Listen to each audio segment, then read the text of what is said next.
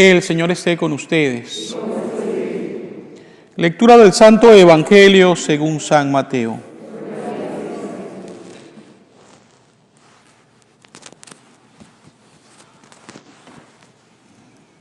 En aquel tiempo, Jesús dijo a sus discípulos: velen y estén preparados, porque no saben qué día va a venir su Señor. Tengan por cierto que si un padre de familia supiera a qué hora va a venir el ladrón, estaría vigilando y no dejaría que se le metiera por un boquete en su casa. También ustedes estén preparados, porque a la hora en que menos lo piensan, vendrá el Hijo del Hombre. Fíjense en un servidor fiel y prudente, a quien su amo nombró encargado de toda la servidumbre para que le proporcionara oportunamente el alimento. Dichoso ese servidor si al regresar su amo lo encuentra cumpliendo con su deber. Yo les aseguro que le encargará la administración de todos sus bienes. Pero si el servidor es un malvado y pensando que su amo tardará, se pone a golpear a sus compañeros, a comer y a emborracharse, vendrá su amo el día menos pensado, a una hora imprevista, lo castigará severamente y lo hará correr la misma suerte de los hipócritas. Entonces todo será llanto y desesperación. Palabra del Señor.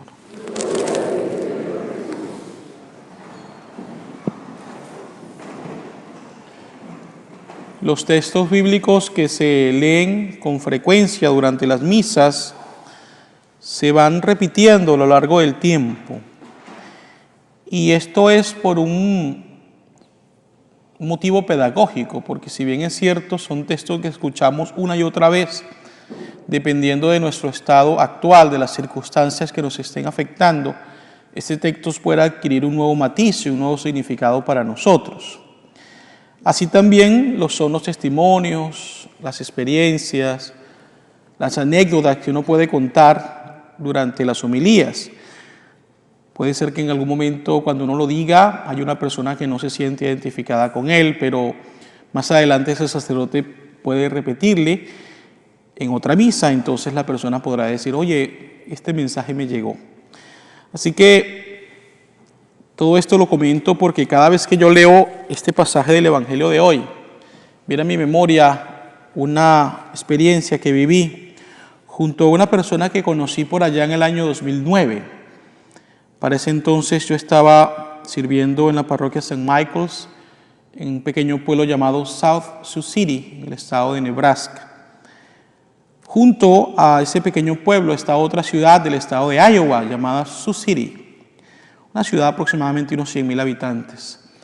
Lo cierto es que esa ciudad tiene un equipo de béisbol profesional de la Liga Independiente. Y allí, por supuesto, se llevaban a cabo algunos juegos en el estadio de esa ciudad. A mí me gusta mucho la pelota y un amigo mexicano, llamado Salvador, por cierto, me invitó en varias ocasiones a ir a los juegos. Y una vez, estando allí, Salvador tiene una capacidad muy buena para hacer amistades, para dialogar con la gente. Él se acercó a uno de los jugadores y les preguntó si había un jugador de Venezuela por allí, ya que yo soy venezolano. Y le dijeron: sí, de hecho hay 2 en el equipo. Y pudimos conocer a uno de ellos, Albéniz, y cuando Albéniz se enteró que yo era sacerdote, obviamente me pidió la bendición y me dijo: hay otro por acá, se llama Jonathan. Lo cierto es que, para hacerles el cuento corto, cuando yo estaba yendo de regreso a la parroquia, recibí una llamada telefónica, era Albéniz, quien me decía: padre, mi otro compañero, el venezolano, quiere hablar con usted. Y pues se dio esa conversación. Este muchacho me decía: fíjese que me acaba de decir este amigo que usted es sacerdote y tengo tiempo queriendo hablar con un sacerdote y no he podido. Y quisiera saber si ahora que estamos acá en esta ciudad, por unos días jugando, usted podría atenderme. Y le dije: claro que sí. Lo cierto es que el día siguiente hicimos una cita, me fui al estadio de béisbol y allí en las gradas del estadio mantuvimos una larga conversación que al final se tornó en confesión sacramental. Obviamente no puedo revelar lo confesado por él, pero sí puedo decirles brevemente que era un joven muy talentoso, de una buena salud, un buen físico, atlético, Había firmado para la organización de los Dodgers de Los Ángeles cuando apenas tenía 18 años y le pagaron $500,000 en ese contrato inicial. Esa es una gran cantidad de dinero para un joven de 18 años y también para muchos de nosotros, ¿verdad que sí? Y bueno, obviamente con tanto dinero, con la fama, con el éxito, muchas veces pues podemos sentir cualquier tipo de tentación y cualquier tipo de complejo. Lo cierto es que este muchacho, en el momento de conocerme, estaba casado, 2 hijos también, y él tenía en su corazón un deseo de, ya a los 26 años, poder estabilizarse un poco más, sobre todo en su fe y a nivel familiar. Y en eso estuvimos conversando un rato, ¿no? Ese deseo de cambio profundo que él tenía. De hecho, al día siguiente él iba a tener el juego y iba a pichar, era un abridor, starting pitcher. Y pues bueno, fue muy interesante porque bueno, culminamos la conversación. Me regaló unos boletos, obviamente, para el juego. Y después nos mantuvimos en contacto por teléfono. 3 meses después recibí una llamada de su teléfono, pero ya no era él el que me hablaba, era su esposa. Y me decía que él había enfermado gravemente, lo tenían en el hospital, estaban haciendo estudios, pero no se sabía qué era.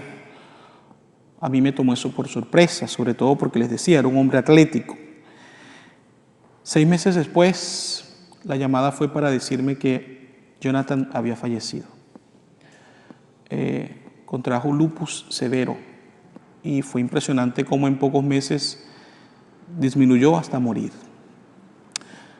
Obviamente para mí fue muy triste y no puedo imaginar el dolor de la madre, del padre, de su esposa, de sus hijos, a quienes dejó huérfanos siendo muy pequeños todavía. Pero algo que yo puedo resaltar de todo esto y por lo cual se lo estoy contando es porque Jonathan fue capaz de acercarse a Dios cuando todo iba bien. Es decir, él no sabía que estaba enfermo, él no sabía que iba a morir meses después. Él se acercó a Dios por un deseo profundo de cambio, de mejorar. Él se acercó a Dios por amor, no por miedo a la muerte. Y esto es muy interesante, porque cuando nosotros en la misa recitamos el acto de contrición, lo hacemos porque nos arrepentimos por amor a Dios. Hay otro arrepentimiento, se llama atrición. Y la diferencia entre uno y otro es que la atrición es porque me arrepiento, porque me voy a morir o porque me voy a ir al infierno. Entonces ese miedo me hace decir, no, es mejor portarme bien. Pero aunque los dos generan conversión, obviamente, el que es más perfecto es obviamente aquel que es motivado por el amor. Y esto es lo que a mí me dejó ese encuentro con Jonathan, especialmente su deseo de cambio por amor a Dios, amor a su familia, amor a él mismo. A mí siempre me gusta tocar este tema porque esta parroquia está bendecida con muchos parroquianos y muchos de ellos ya están en lo que se llama la tercera edad. Y yo sé que cuando van pasando los años, las personas comienzan a pensar en estas cosas que se derivan con los años. La enfermedad, el dolor, la muerte. Y hay que prepararse para esto. Porque el problema no es morir, el problema es cómo se muere. Porque si realmente yo muero con Cristo, resucitaré con Él a una vida nueva. Y sabemos que nuestra meta eterna es el cielo. Así que realmente tener un miedo a la muerte no es el sentido. La cuestión es prepararnos para poder verla como ese momento de encuentro con Dios para la eternidad. Ahora bien, último aspecto que quiero resaltar aquí. Para morir lo único necesario es estar vivo. No podemos relacionar la muerte con la edad. Y el ejemplo claro es Jonathan. Así que debemos esforzarnos por vivir nuestro día presente como si fuera el último de nuestra vida, de cara a Dios, tratando de ser personas de buena voluntad, que hagamos siempre el bien, para que Dios, cuando nos llame a su presencia, pueda considerarnos dignos de entrar a gozar del reino de los cielos. Pidámosle pues al Señor nos conceda esta gracia especial para que de esta manera podamos alcanzar la gloria que el Señor nos prepara y podamos disfrutar de su eterno amor y misericordia. Así sea.